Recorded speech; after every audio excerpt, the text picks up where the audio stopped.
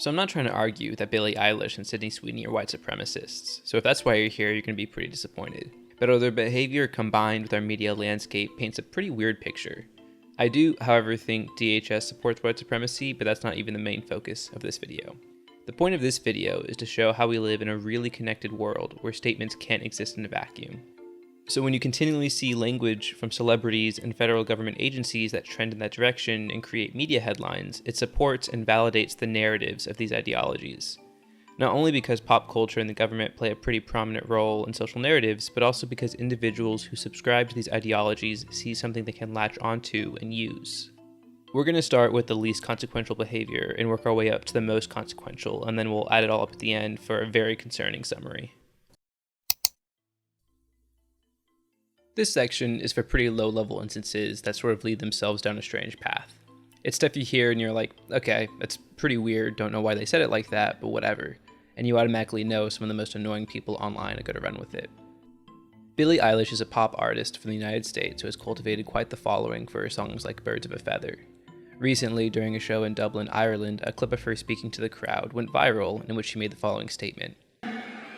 Well, as you guys know, I'm Irish, so it's cool to be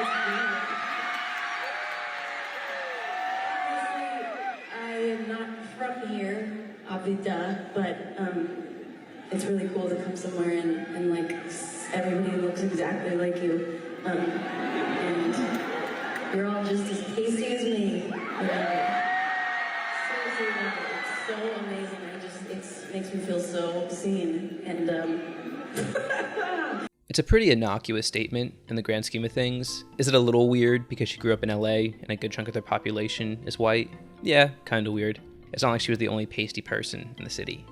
Is it a little weird because her public image is largely dominated by dressing like a rapper from the 90s? Yeah, it may raise a couple of eyebrows, but really it's pretty small stuff at the end of the day. I think that a lot of the comments online that were calling her racist were taking it pretty far, especially when there's plenty of celebrities who are verifiably racist. What is interesting and perhaps problematic about this is the way this clip has proliferated online. Lots of comments said something like, if she was black and said this, no one would have an issue with this, or what's wrong with wanting to be around white people. Now we're starting to see that slippery slope of problematic dialogue. You can say whatever you want, minus hate speech, but people are allowed to look at you sideways when you say something that is socially tone deaf. The social context of the history of oppression and segregation many non-white groups felt in the United States in the past several centuries make this an inherently different conversation. White people were never systematically forced by law to be in certain areas and also prevented by laws from having their own community spaces. The white supremacy that has dominated American culture is so pervasive and is held up consistently by the social in-group in such a way that they had, and in many ways still have, the structural ability to dominate spaces and make them all white, while non-white people were and are very rarely allowed to do this. So in the context of America, a country with that white supremacy, with that domination of white faces in every place due to social power structures, it's pretty weird to imply that there is some sort of discrimination against white people when they get sideways looks for saying, everyone here looks like me, when historically white people have had the structural power to ensure that all their spaces could favor whatever they wanted their spaces to look like, when non-white people didn't have the same option. Okay, given some of those comments and some explanations, some people might be starting to get a little uncomfortable. So far, a little weird and definitely brought out some bad faith arguments online, but what's new, right? This next one is definitely worse. Sydney Sweeney is an American actress who is most well known for her role in Euphoria and perhaps stereotypical American appearance of having blonde hair and blue eyes, and that is important, just give me a second. Recently, she made headlines for an American Eagle ad that prominently featured her appearance and said, Sydney Sweeney has great genes. In a longer video ad that also prominently featured her appearance, she says the following lines. Genes are passed down from parents to offspring, often determining traits like hair color, personality, and even eye color. My genes are blue. Sydney Sweeney has great genes. Yikes. The problem with this ad is that it features a white woman with blonde hair and blue eyes talking about her genes and how she has great genes. Obviously, it was supposed to be an entendre as American Eagle is a jeans company, but it comes off incredibly problematic for a couple of reasons. Talking about being white, blonde hair, and blue eyes and promoting the idea of it being good genes is perhaps one of the most stereotypical and most well-known white supremacist dog whistles that exist in public discourse. It's the same idea that white nationalists promote all of the time. 2.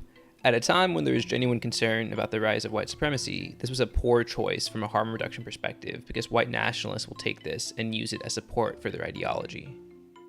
3. Sydney Sweeney has had controversy before for being associated with conservative politics in America, which, while not openly white supremacist, is one step closer in that direction.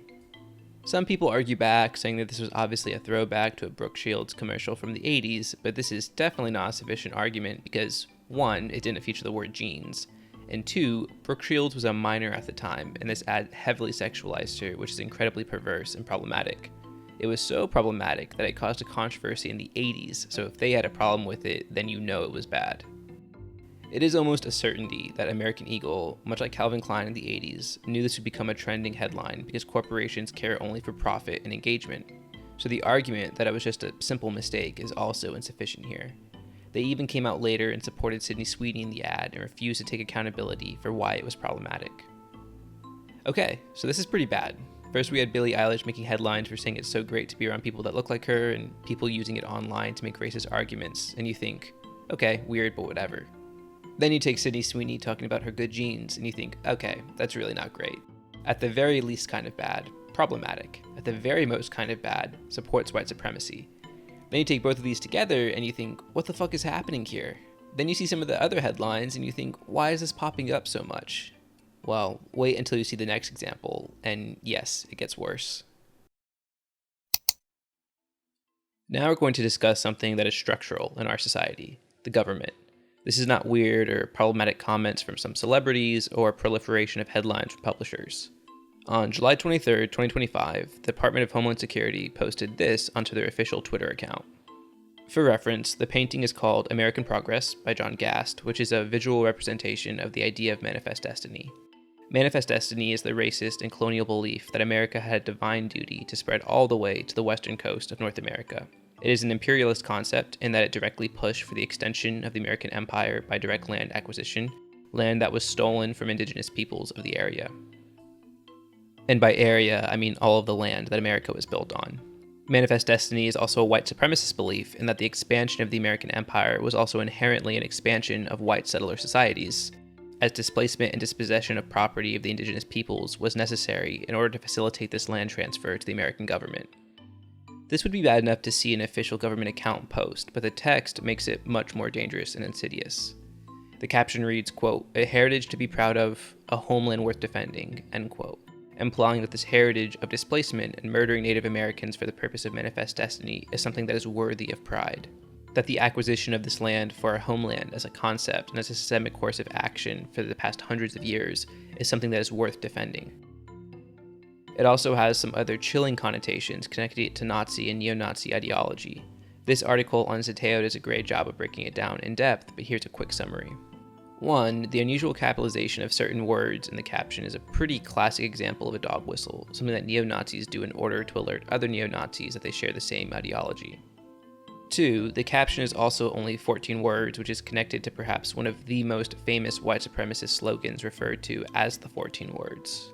For the strange letters that were capitalized, their number in the sequence of the caption are 184, which is incredibly close to 1488, another neo-Nazi dog whistle that is representative of the ideas stated previously. This is from an official government account. Given the policies and sympathies of the current administration, we are able to deduce at the very least sympathies with neo-Nazi and white supremacy ideology, as well as fascism and racism. When you combine all three of these examples, and there are many more, which range from pop culture, online media, to the government, it becomes clear how slippery of a slope it is to normalizing white nationalism and neo-Nazi ideologies. Think of how easily we worked our way up from these three examples. You, as a listener, understand the context in which we did this to point out this problematic trend, but without this explicit narrative, it would have been much harder to communicate why it is dangerous, even though there would be a sense that it's problematic. Take my last video on Jubilee, for example. There was no hidden context for the fascists and racists that were featured. They openly declared sympathy and belief in racism, white supremacy, and fascism. Jubilee's video, in which they willingly platformed hate speech, has been viewed almost more than 10 million times at this point. If you're interested in understanding how white supremacy and neo-Nazi ideology work their way into public discourse and become normalized, these examples are a great way to understand this so we can push back on this narrative that these ideas should be validated.